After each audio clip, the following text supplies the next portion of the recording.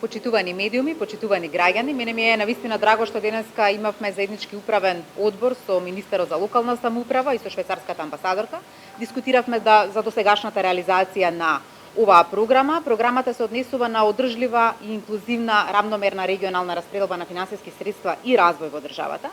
Она кое што е важно е дека преку мојот кабинет се воспоставува електронски систем во кој што вложувањата во рамномерниот регионален развој кои што се одвојуваат во сите области во кои што државата финансира на локално ниво развој, сега ќе се собираат на едно место, програмите ќе се прават по еднакви стандарди и на тој начин, кога ќе се креира буџетот за 2021 година, ќе можеме да видиме детално во кој регион колку се вложува, во која област. На тој начин државата за прв пат добива јасна слика за вложувањето во регионалниот развој и ќе има можност на тој начин да сите програми ги адаптира на потребите. И онаму каде што најмалку се вложувало, да сега се вложува повеќе, се со цел да сите граѓани и сите наши, да кажеме, деца добијат еднаков пристап и до услуги и до развиени региони. На тој начин во целата држава, ако се вложува подеднакво, ќе останеме во можност да сите региони и добијат подеднакво и да ги развијат своите капацитети и да го остварат оној потенцијал кој што го имаат како такви. Мислам дека навистина оваа програма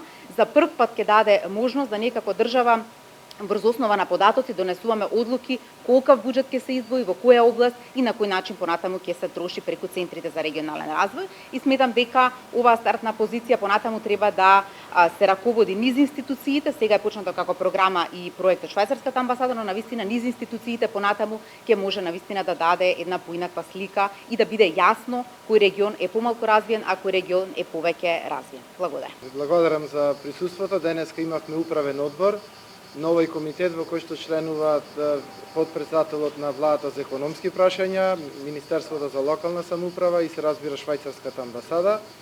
Заеднички раководиме проект кој што е во вредност од 5 милиони швајцарски франци, од кои што 3 милиони и 300 се донација од Швајцарската амбасада, од Швајцарската конфедерација, а разликата е од владата на Република Северна Македонија.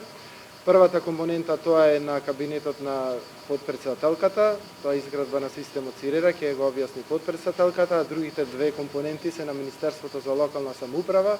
Генерално ги поддржуваме планските региони и центрите на планските региони со иновативни проекти.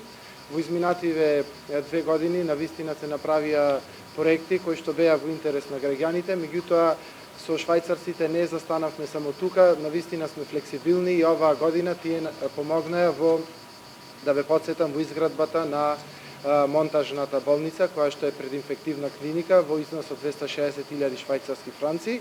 Значи не сме стриктно насочени кон овие проекти, во зависност од потребите и барањата, има флексибилност и помагаме она што е во моментот многу важно.